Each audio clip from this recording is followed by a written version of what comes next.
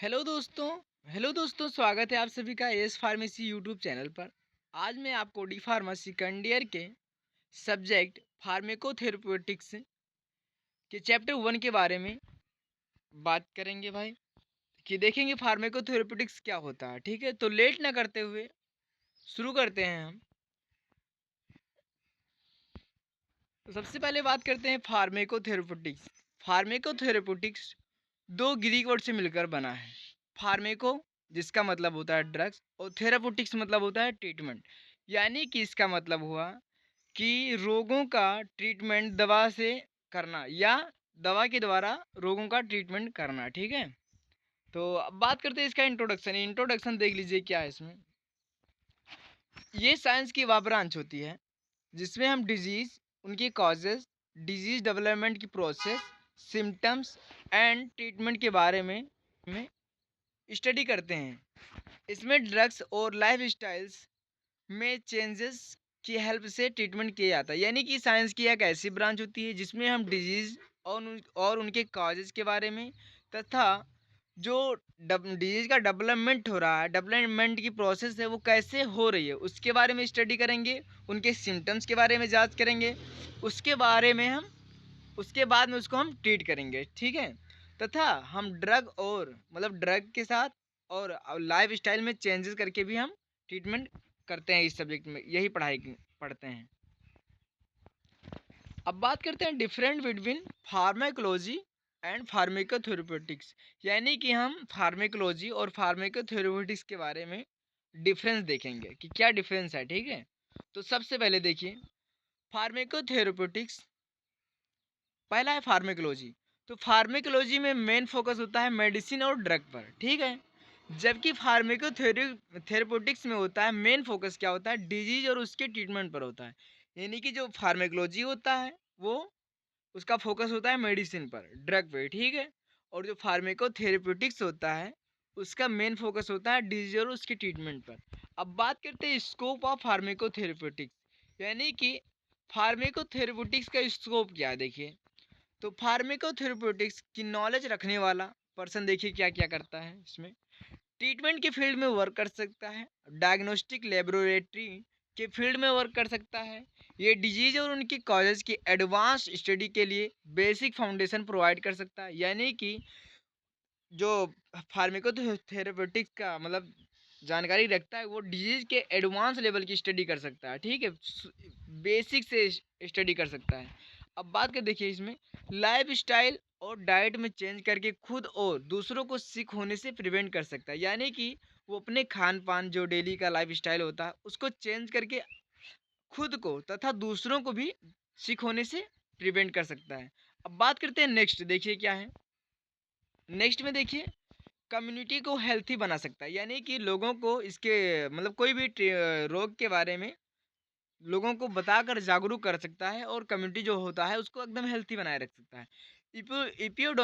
इपिडेमियोलॉजी के फील्ड में वर्क कर सकता है। अब इपिडेमियोलॉजी क्या होता है ऐसे समझो। इपिडेमियोलॉजी एक ऐसा मतलब होता है जिसमें कोई भी डिजीज, जैसे डेंगू है तो डेंगू कैसे फैल रहा है उसके बारे में स्टडी करेंगे। फिर कौन से एज ग्रुप में फैल रहा है उसके बारे में स्टडी करेंगे। यानी कि उसका बेसिक से पूरा जानकारी लेंगे, उसके बाद में उसका ट्रीटमेंट करेंगे। ठीक है, अब बात करें ड्रग रिसर्च एंड डेवलपमेंट के फील्ड में वर्क कर सकते हैं। यानी कि न्यू ड्रग की रिसर्च करने में तथा उसके डेवलपमेंट के बारे में स्टडी कर सकता है और वर्क भी कर सकता है। ठीक है, अब बात करते हैं ऑब्जेक्टिव्स ऑफ फार्माकोथेरेपेटिक्स। यानी कि ऑब्जेक्टिव्स के बारे में इसके बात करेंगे।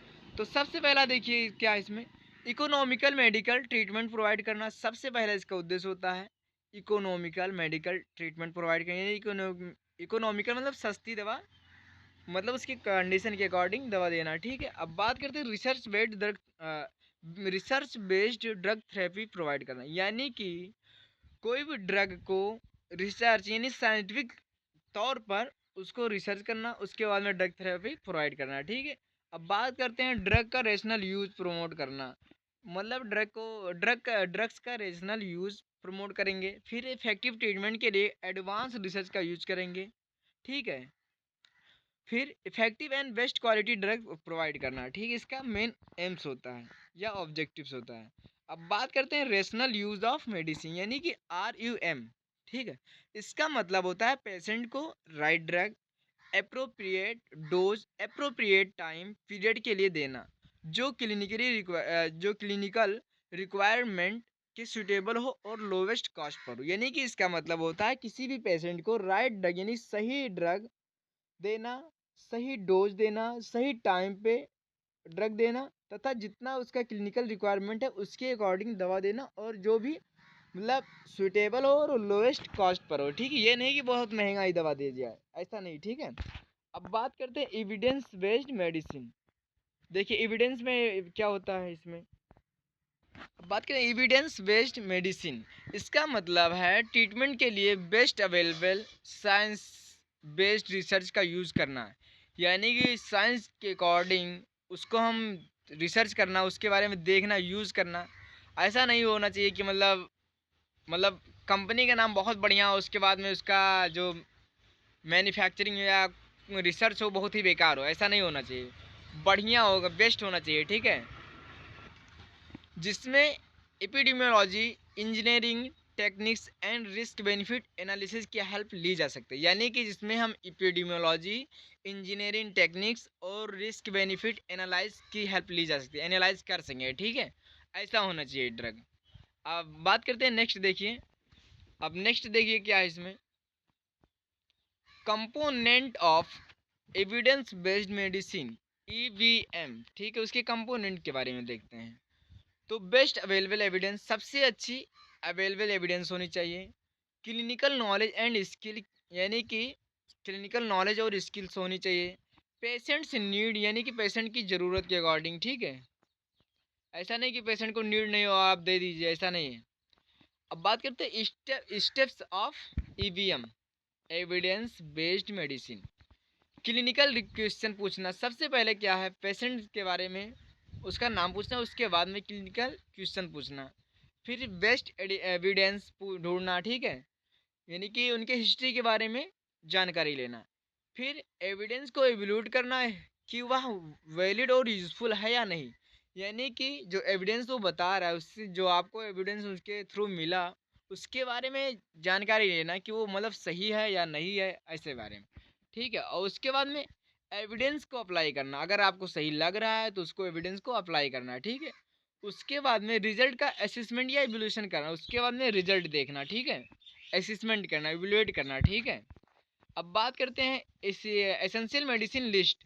यानी कि ये एसेंशियल मेडिसिन की एक लिस्ट है जो पॉपुलेशन की पॉपुलेशन की बेसिक हेल्थ केयर नीड को पूरा करती है। ठीक है, अब देखिए इसमें क्या है, selection of essential medicine, drug की इफेक्टिवनेस और सेफ्टी के बारे में सेटिस्फैक्ट्री इंफॉर्मेशन अवेलेबल होनी चाहिए। ड्रग लंबे समय तक स्टोर करने पर स्टेबल होनी चाहिए। ड्रग सफिशिएंट क्वांटिटी में अवेलेबल होना चाहिए। ठीक है, तो अब नेक्स्ट देखिए इसमें क्या है, एक मिनट, ये देखिए इसेंशियल मेडिसिन की सिलेक्शन के क्राइटेरिया पहले देखिए। यह दो या दो से अधिक सिमिलर ड्रग्स में सेफ्टी, क्वालिटी और कॉस्ट एंड इफेक्टिवनेस की कंपैरिजन में बेस्ट होनी चाहिए। ठीक है, ये सिंगल कंपाउंड होनी चाहिए। ठीक, अब बात करते हैं current essential medicine list of India 2021। इसमें नेशनल लिस्ट ऑफ मेडिसिन इसमें national list of medicine essential medicine कहा जाता है। यानी कि इसे national list of essential medicine भी कहा जाता है, NLEM। ठीक, जिसको हम शॉर्टकट में। अब बात करते हैं एमिकासिन, जो क्या होता है एंटी ट्यूबरक्लोसिस में यूज़ किया जाता है। उसके बाद में बात करते हैं बेंडा मुस्टीन हाइड्रोक्लोराइड, ये एंटी कैंसर यूज़ किया जाता है। फिर क्या है उसके बाद में लिखो, देखो बुप्रेनोरफिन, ये एपॉइड को ट्रीटमेंट करने के लिए यूज़ किया जाता है। ठीक है, फिर वही है ब्यूप्रे ब्यूप्रेनोरफिन A+ नोलॉक्सोन नेलॉक्सोन B, ये एपॉइड एडिक्शन को ट्रीट करने के लिए किया जाता है। फिर क्या है, फिर बात करें सिफुक्जीम, ये एंटीबायोटिक के लिए है। मतलब ऐसी बहुत सी दवा दिए हैं, 39 दवाओं की देख लीजिए, ऐसे आइवरमेक्टिन हो गया, लिमिब्यूडिन हो गया, लेटेनोप्रोस्ट हो गया, ऐसे ही मतलब ड्रग दिए हैं, इनको याद कर लेना, दिखा दे रहे हैं। ठीक है, अब नेक्स्ट देखते हैं। इसमें भी वही दवा दिए हैं, देख मतलब अलग है, इसका 39 ड्रग है। ठीक है, इसमें भी देखिए क्या लिखे हैं, यह है देखो, लेना लीडोमाइड एंटी कैंसर ड्रग होता है, प्रोलीडा एसीटेट एंटी कैंसर ड्रग होता है, मॉन्टेलुकास एंटी एस्थमिक ड्रग होता है, ये जो दमा और अस्थमा में दिया जाता है। उसके बाद में क्या है देखें, फेनॉक्सीमेथिल पेनिसिलिन एंटीबायोटिक होता है। ऐसे रोटा वायरस वैक्सीन, जो रोटा वायरस के खिलाफ वैक्सीन होती है। ठीक है, ये देखिए टर्बिना फाइन जो एंटी फंगल ड्रग होता है। ऐसे बढ़, अब बात करते हैं, देखिए अब बात करते हैं standard treatment guidelines. Standard treatment guideline एक टूल्स है जो प्रिस्क्राइबर्स यानी ड्रग्स, डॉक्टर्स, फार्मेसी डिस्पेंसर्स और अदर हेल्थ केयर स्टाफ को गाइड करता है। ठीक है, जो primary health care service provide करता है। इसका उद्देश्य क्या होता है, इसका उद्देश्य होता है एविडेंस बेस्ड मेडिसिन और क्वालिटी की को care and good cost per provide करना। ऐसा नहीं कि बहुत मतलब ज़्यादा महंगे दवा देना, ऐसा कुछ नहीं है। अब नेक्स्ट बात करते हैं की फीचर्स ऑफ STGS। ठीक है, सबसे पहले बात करते हैं सिंपल-सिटी की। ठीक, तो STG में कॉमनली ऑब्जर्व डिजीज़ के लिए लिमिटेड और सिंपल इन्फॉर्मेशन दी जाती है। यानी कि STG में सबसे कॉमन क्या है, ऑब्जर्व डिजीज़, यानी कि डिजीज़ के बारे में जानकारी करना, उसके बाद में लिमिटेड और सिंपल इन्फॉर्मेशन दी जाती है। हर डिजीज़ को कुछ साइलेंट फीचर के साथ लिखा जाता है और pharmacological and non pharmacological treatment की क्लियर इन्फॉर्मेशन दी जाती है। अब बात बात करते हैं क्रेडिबिलिटी। ठीक है, क्रेडिबिलिटी। ठीक है, बात करते हैं क्रेडिबिलिटी की। तो एसटीजी गाइडलाइंस को कंट्री के मोस्ट सीनियर और एक्सपीरियंस्ड क्लिनिशियन द्वारा डेवलप किया जाना चाहिए। ठीक है, अब बात करते हैं same standards for all levels, यानी कि समान मानक। तो ट्रीटमेंट का first choice of drug patient की डायग्नोसिस कंडीशंस पर डिपेंड करता है। पेशेंट चाहे प्राइमरी, सेकेंडरी या टर्सरी लेवल पर हॉस्पिटल में जाए, सेम कॉमन कंडीशन में ट्रीटमेंट का स्टैंडर्ड सेम होना चाहिए। ठीक है, अब बात करते हैं मेडिसिन सप्लाई, यानी कि दवाओं की उपलब्धता या सप्लाई करना। ठीक है, तो मेडिसिन्स के सप्लाई प्रॉपर स्टैंडर्ड के अकॉर्डिंग होना चाहिए। फिर क्या है, नेम रेगुलर अपडेटिंग, यानी कि नियमित बदलाव। थेराप्यूटिक ऑप्शन में अगर कोई चेंज होता है तो उसे रिवाइज्ड वर्जन में इंक्लूड किया जाना चाहिए। ठीक, अब बात करते हैं यूज़र फ्रेंडली, यानी कि आसान उपयोग। तो SDGs को स्मॉल पॉकेट साइज में पब्लिश किया जाना चाहिए ताकि उन्हें आसानी से कैरी और यूज किया जा सके। तो चैप्टर ये कंप्लीट होता है। लास्ट देख लीजिए क्या है, STG का main purpose health care professionals को सिंपल, रिलेबल और evidence based treatment guidelines provide करना। तो दोस्तों, हमारा वीडियो कैसा लगा कमेंट में ज़रूर बताएं, और ऐसे ही फार्मेसी की क्लासेस के लिए हमारे चैनल येस फार्मेसी को सब्सक्राइब करें और अपने दोस्तों के बाद भी शेयर करें। और तो मिलते हैं नेक्स्ट चैप्टर के बारे में, अगला सब्जेक्ट जो है उसके बारे में बात करेंगे। ओके भाई, बाय बाय, टाटा।